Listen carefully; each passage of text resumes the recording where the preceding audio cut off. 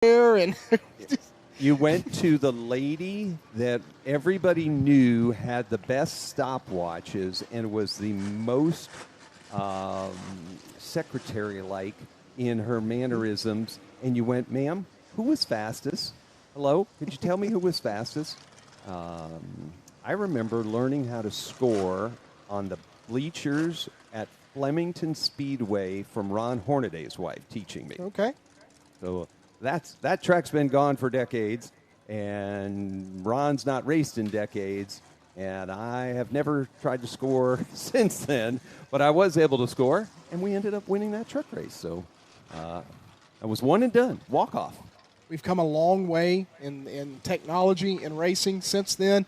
So race fans, if you have a smartphone and you want to pull out the My Race Pass app, download it in your app store or Google Play, and you can follow along live timing throughout the night for all divisions here competing tonight at Swainsboro Raceway. Again, it's My Race Pass, and My Race Pass is the official sponsor of the live timing and scoring of the Hunt the Front Super Dirt Series presented by Sweet Victory Apparel. 34 cars representing 5 states of competition. They've split them into 2 groups of 17 cars, Group A and Group B. The qualifiers in Group A will time against each other, and they will be heat races 1 and 2 later on. The cars in Group B will time against each other, and they will be heat races 3 and 4. We'll take the top 4 from each heat race in dirt track bank heat races later on, and Group A, Heat 1 and 2, will set the inside row of the feature. Group B, Heat Races 3 and 4, will set the outside row, then 2 B mains to take the top 3. A couple of series provisionals for the 2 highest drivers not in the show that are high in series points. We'll see if there's any emergency provisionals added to the field, and that'll get us what should be at minimum a 24-car starting field for tonight's 50-lap, 10,000 to win Hunt the Front Super Dirt Series event. You can follow us on social media at Hunt the Front Super Dirt Series Facebook page, Hunt the Front SDS on Twitter. You follow us on the website at htfseries.com. And those of you that are now live with us here on social media, we welcome you in. Got a lot of eyeballs on this race tonight on the various platforms of the Hunt the Front Super Dirt Series. And Lenny Baticki, we just can't say enough about the hospitality we've been given thus far by everybody here at Swainsboro, and just really excited to be here. We could tell you guys seem to be excited to have us. All of Swainsboro Raceway definitely feels an honor to have Hunt the Front Super Dirt Car Series here with us. You can tell by the employees and the snap in the step to see a series like this that is really energized across the Southeast. Want to say hi to one of the fans I know tuning in on social media, Christopher Grainer. Hey, Chris, great to have Chris Grainer tuned in here. And he is wherever he is this week, but I know he is an avid follower of Hunt the Front Super Dirt Car Series. So, Christopher, wherever you are, hope you're enjoying my voice on this broadcast as you have heard on others. So one thing I failed to mention, Lenny, we get our work cut out for us because we are going to qualify 3 cars at a time around Swainsboro, so we get to be quick. Qualifying doesn't take near as long as it used to, buddy. No, that's pretty neat. Almost a blink of an eye, and you separate them by some portion of the racetrack, and then they hopefully find their best line in and amongst themselves of the 3. That can be exciting sometimes when the person that goes out in front of you isn't quite as aggressive. Definitely have to anticipate that sitting up there in the staging area, how big a gap you need from the car in front of you. So the folks in the grandstands here, if they're not as up on the day-to-day social media thing that has become Hunt the Front, well, kind of give us a little look-see into what Hunt the Front is. So Hunt the Front basically started as a video vlog, so to speak. A few years back, the Joyner family out of Milton, Florida, formed what is now known as Hunt the Front and Hunt the Front Nation, where basically they, on their YouTube channel and various social media platforms, would give you just a live look at life away from the racetrack, behind the scenes of a race team, the day-to-day operations during the week, and just a real in-depth look at all their lives and everything that happened and everything up through race day, and then all the behind-the-scenes stuff in the pit area. You get the drama of the day-to-day? You get them yell like Paulie and the other guys on the motorcycle show, a little bit of that? Yeah, I don't think it's quite that aggressive, but there may have been some yelling and some drama here and there. Sure. But so that really takes off, and then kind of given what we feel is I guess a need for a really strong regional tour in the Southeast. There's a lot of options, but we felt there's a place for a really strong regional tour that can really benefit the racer and the racetrack alike. Thus, the Hunt the Front Super Dirt Series is born in the off-season of last year. They tossed around the idea all throughout the 2022 season and said, hey, let's see what we can do with this thing. And at the beginning of the year, 20 races were scheduled on 10 weekends. So only 10 weekends from April to October. And that is really the basis of the schedule. We lost a couple races before the season started because of some track closures. What should be after tomorrow night, race number 6, we've only got 3 of those races in, counting tonight because of rainouts. So we're having to do some things with the schedule. But 20 races, roundabout, anywhere between 15 and 20 by the time the year is over. We just want to put on the best show we can for the regional racer in the Southeast. I really like that it goes from Florida over to Mississippi kind of horizontally, right. and it does go vertically towards Duck River, am I correct? Duck River, as far up as you guys go? We'll be there on July 4th weekend. So we'll leave out of here as of now, barring any schedule adjustments. We leave out of here, and then on June 3rd, we're at Cochran, down in Cochran, Georgia, for $10,000 to win show. We go back to Mississippi June 24th, Why Not Motorsports Park, down in Meridian, Mississippi. That is on June the 24th. Then we're right back at it with a big, and I mean a big, July 4th Independence Day weekend where we're at I-75 on Saturday, I believe, is what it will be. And then we're over to Duck River on Sunday, July the 2nd. We got a race at North Georgia in August. We go East Alabama in August, Needmore and Sonoya in August. Then we just announced this week Livonia and Rome on Labor Day weekend doubleheader. We're at Talladega Short Track at the end of September. That's a really great place. If you've never been to Talladega Short Track, Adam Stewart and the folks there have done a really fantastic job getting that racetrack back into shape.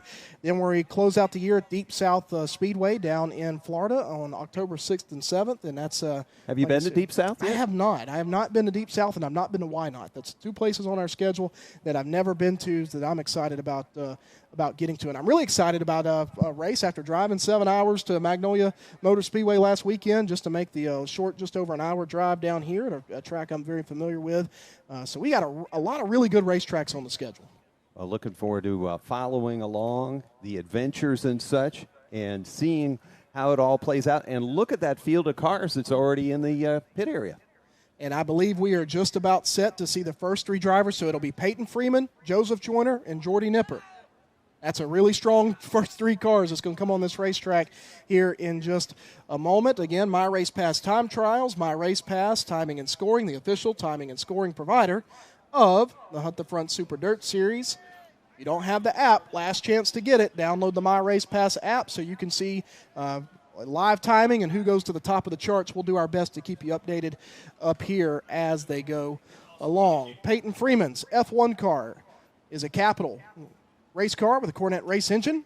Keith Freeman Motorsports, Freeman Plumbing, Shelton Trucking, Coltman Farms Racing, Penske Shocks out of Commerce, Georgia, the 2021 Southern All-Star Series champion. Car number 10 out of Milton, Florida, in the Langfelder Mechanical Contractors, Base Race Fuels, Trading Paint, Bill Stein Shocks, Longhorn, with a Randy Clary race engine, it's Joseph Joyner. And car number 1 in on the racetrack is Jordy Nipper out of Gray, Georgia, the Longhorn, Clements Powered, M&S Concrete, Scotty's Mufflers, VP Race Fuels, Central Fence, 1 in of Jordy Nipper. Freeman tickling the Ute tire, but didn't get too close to it. The 10, though, Joyner going outside, different line for sure. Freeman right down on he has the nose underneath the tread of those Ute tires. Joyner's first lap was pole time so far. He just bested that on lap number 2. 16.298, a 1.6.298 for Joseph Joyner.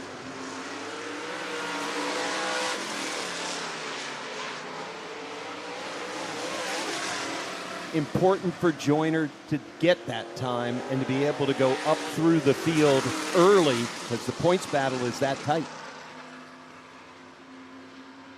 I believe they took an extra lap there. They froze the timing of scoring. I think some of these drivers just unfamiliar with where to exit the racetrack, I believe. But nonetheless, Joseph Joyner, a 16.298 is the time to beat on lap number 2. That's Joseph Joyner in the 10 car. Our next car on the speedway from Statesboro, Georgia, the best dressed chicken.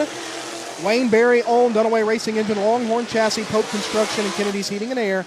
18 car of Joshua Bishop.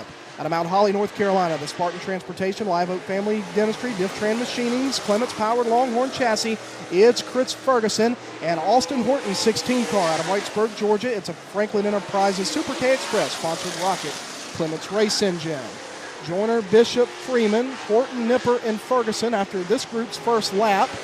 And a new second place man is Joshua Bishop at a 16.486. The Berry Farms 18 car goes to second quick. Horton comes across third fastest at a 16.541. And the second lap for Joshua Bishop does not improve there. He will maintain second at a 16.486. The Horton's car looks at least complete out there. Third quickest to this point, a 16.541. And he's probably reasonably happy with that. 16.298 for Joyner. Here comes the 5 car next up and about. That'd be Oliver coming. You see his number 5 machine, the Chase Oliver race car down the back straightaway here at Swainsboro.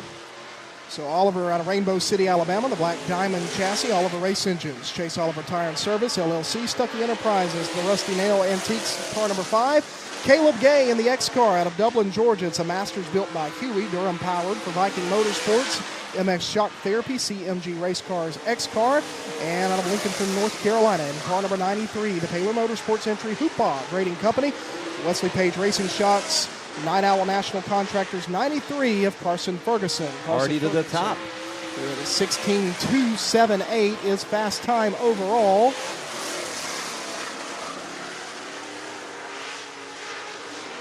Really smooth around this race course. He feels comfortable. If this holds, he will have been fastest in practice and fastest, at least in his group, in qualifying. 16.278, the time to beat for Ferguson, a 16.278. Ferguson on camera right there in the 93. Lincoln, North Carolina, just west of Lake Norman in that area there. Here comes the 2 car next up onto the racetrack. Henderson coming out.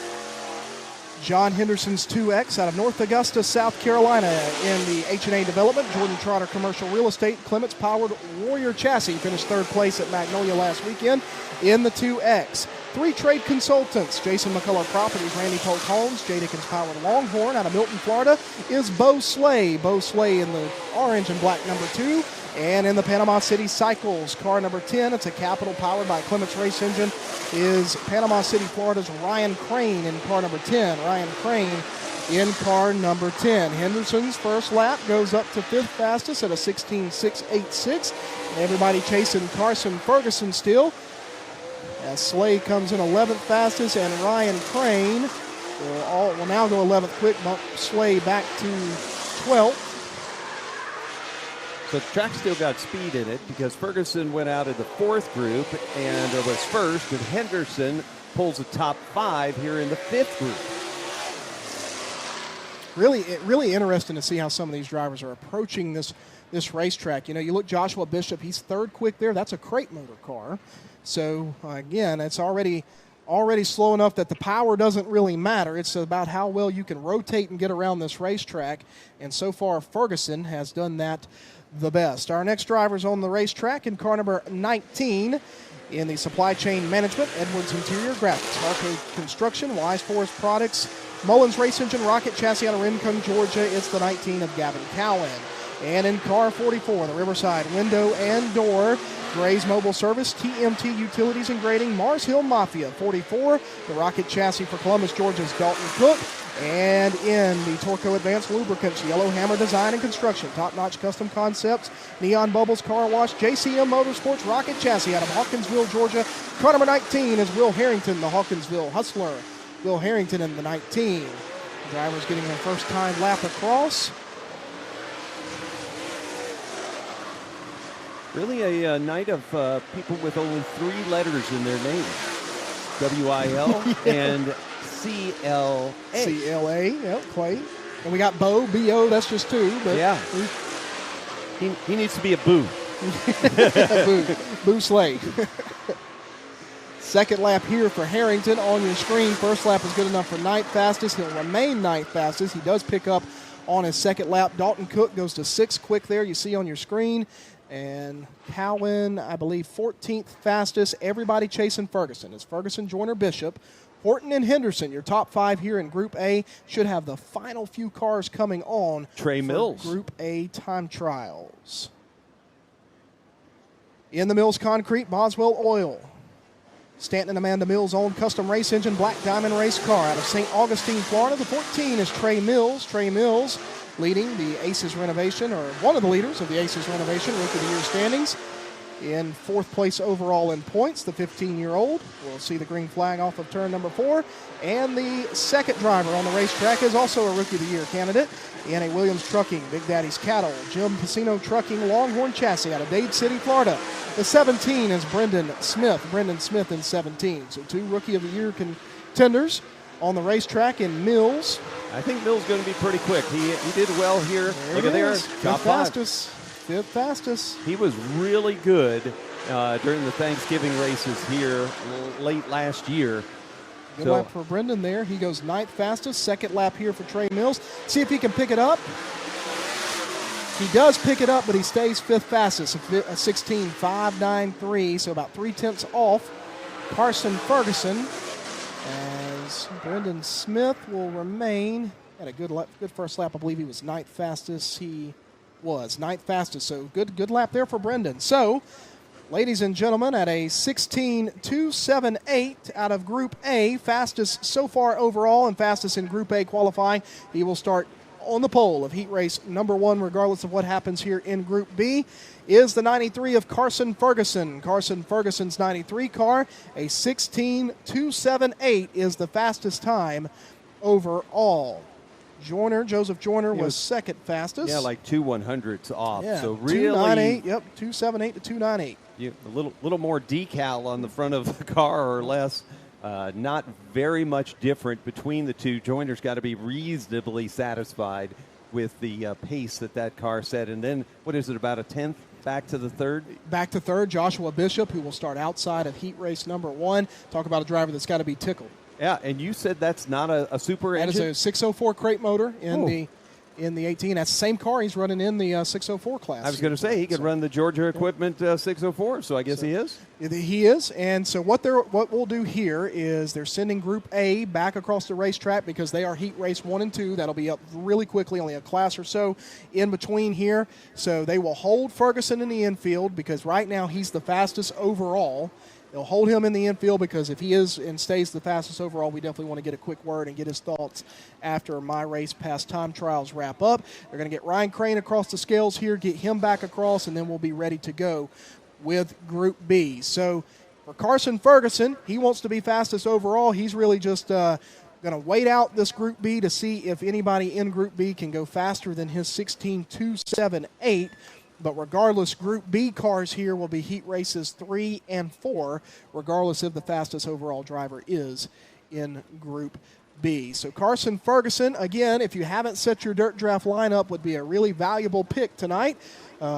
I actually was pleading with the dirt draft folks this week. I said, hey, I intend to take Carson Ferguson in my dirt draft. Please don't when you do the handicapping, please don't make him the very top driver. But he's up there. He's in the top handful on dirt draft. So if you're into fantasy sports, I encourage you to download Dirt Draft. And this is the courtesy reminder for the Hunt the Front TV production crew to make sure you set your dirt draft lineups.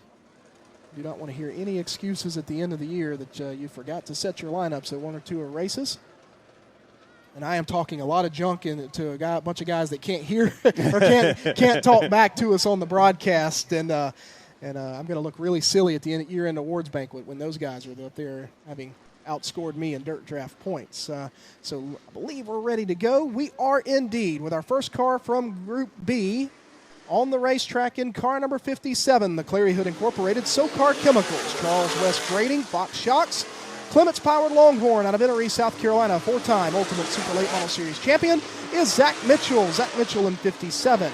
And out of Dublin, Georgia, in the Windland Development, Heartland EMS Williams Body Shop, Terminal Maintenance and Construction. J. Dickens Powered Rocket Chassis. It's the 121 of Pearson Lee Williams. Pearson Lee Williams in the 121. And out of Pensacola, Florida, in the Metal Components 22 car, it's a Savage chassis for Jeremy Pate. Jeremy Pate's best career finish with the series came last weekend at Magnolia with an 11th place finish. That's the white 22. Mitchell's first lap is a good one at a 16.390. 16.390. And out of these three cars, he is the fastest in lap 1. Lap 2 will come across 16.377. 16.377 from Mitchell.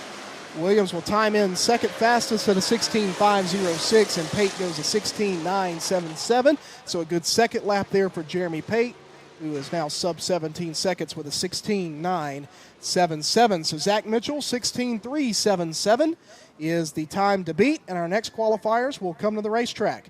In the Olin's Mobile Home Transport, Hillendale Quality Feeds, Mac Industries, Eat More Beef, Durham Powered Rocket Chassis out of Stark, Florida. It's racing Jason Garver in the 01. And out of Vidalia, Georgia, the Certified Energy Incorporated, Vidalia Transmission, Modern Images, Clements Powered Capital Chassis. The 26 Junior is Jimmy Sharp Jr. And out of Pelion, South Carolina, in the Pelion Auto Care, Transtill Incorporated, Wesley Page Racing Shocks, Longhorn chassis with a 525 motor. It's Cale Green in car number 4. So Jason Garver, who's tied at the top of the Aces Renovation Rookie of the Year standings in the 01, comes across the stripe. His first lap is good enough for 6 quick and an 18.540. How about Jimmy Sharp Jr. to third at a 16.813. Cale Green fifth fastest at a 17.011. Garver, utilizing the top side of the racetrack, slides way up the racetrack off of turn 4. He'll take the checkered flag on lap 2. Jimmy Sharp Jr. cannot improve there on lap 2. He goes 16.813, so his first lap, 16.813 is the fastest lap. His second lap was slower, Jimmy Sharp Jr.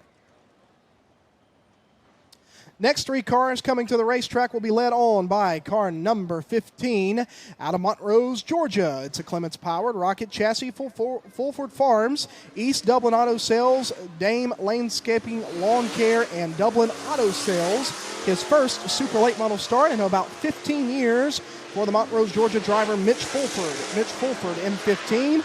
And in the SK Motorsports, Dixie Bells Cleaning Service, Klein Logistics, Pro Fabrication, Extreme Auto and Truck Repair, Rocket Chassis with a Clements race engine from Gwinnett, Alabama. It's Dylan Knowles in 66.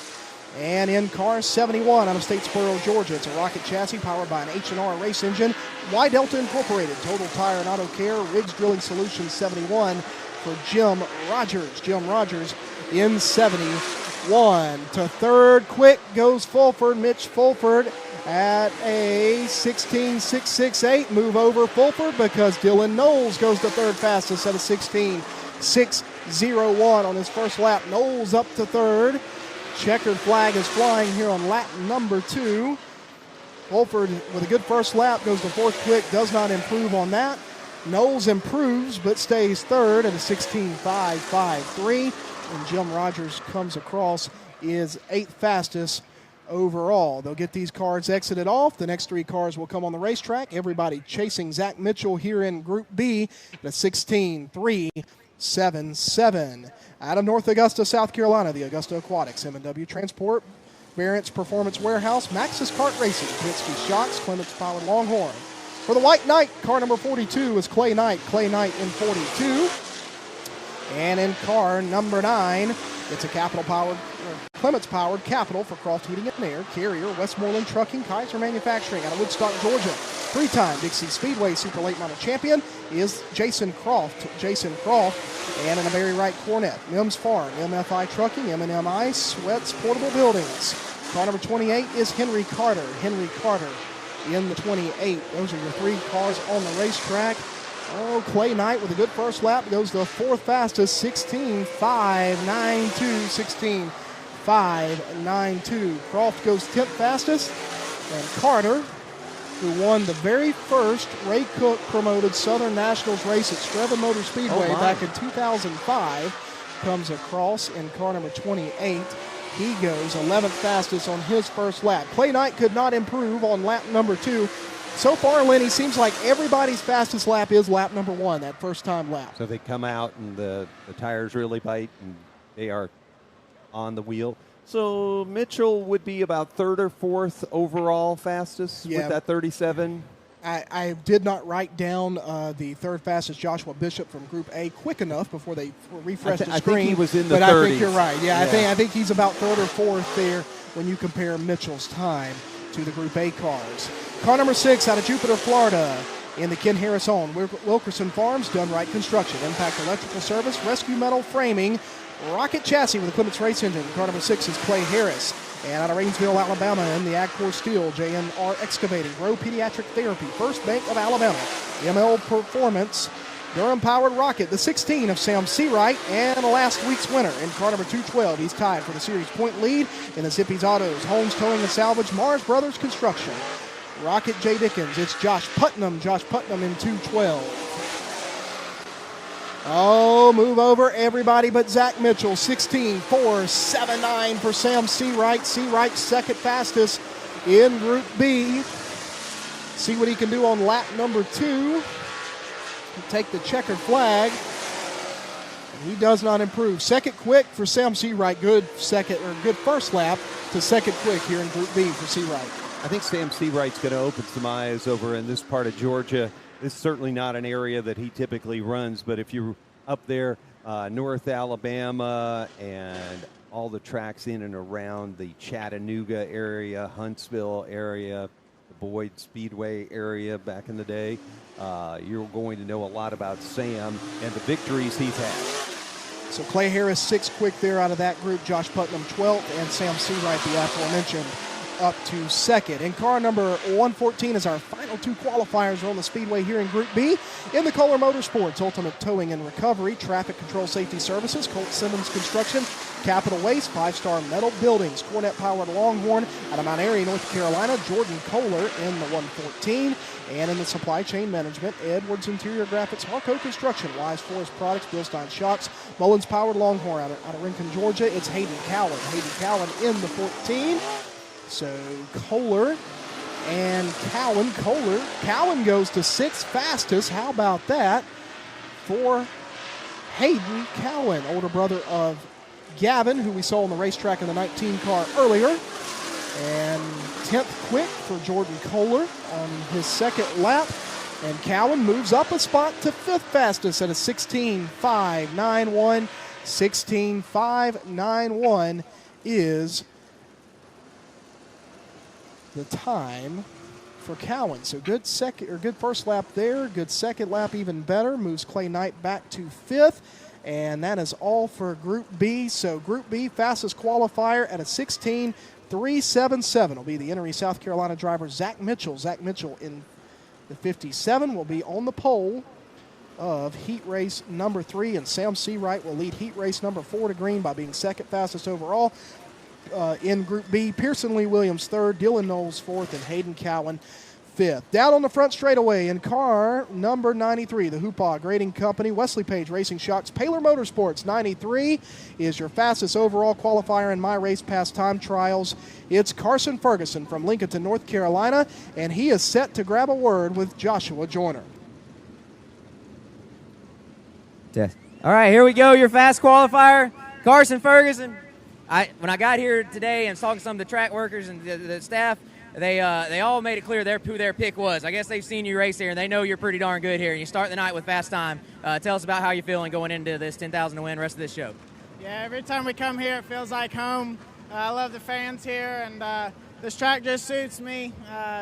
Easy on the throttle and just drive it straight. I got to get better on the hammer down stuff, but, we're still working on our slick stuff, but we're headed in the right direction with it. So there's a great field of cars here, and I got to thank all them for coming out. Outfield, got to thank Hunt the Front, and got to thank all the fans for coming out. Hopefully we can put on a show. There you go, Carson Ferguson, your fast qualifier, is going to go get ready for his heat race coming up. So y'all hang tight. We got a rest of this 10,000 to win program here at Swainsboro Raceway coming up.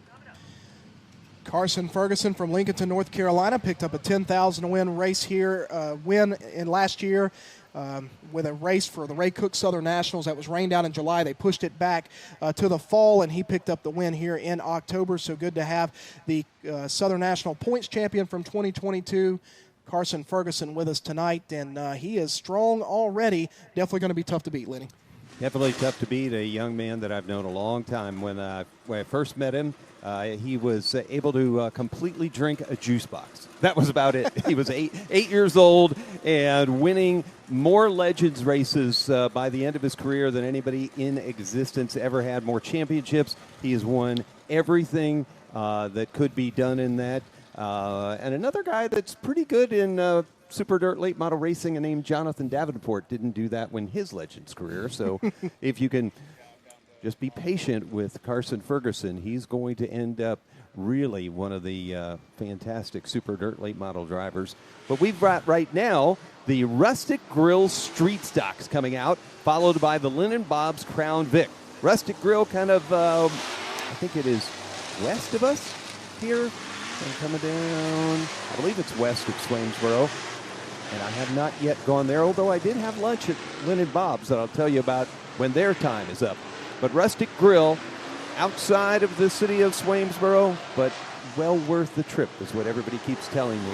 And I'm going to have to find my way there to enjoy some of the great delicacies that they have. More of a dinner place, I believe, and I usually get here for lunchtime. So, the Rustic Grill Street Stocks on track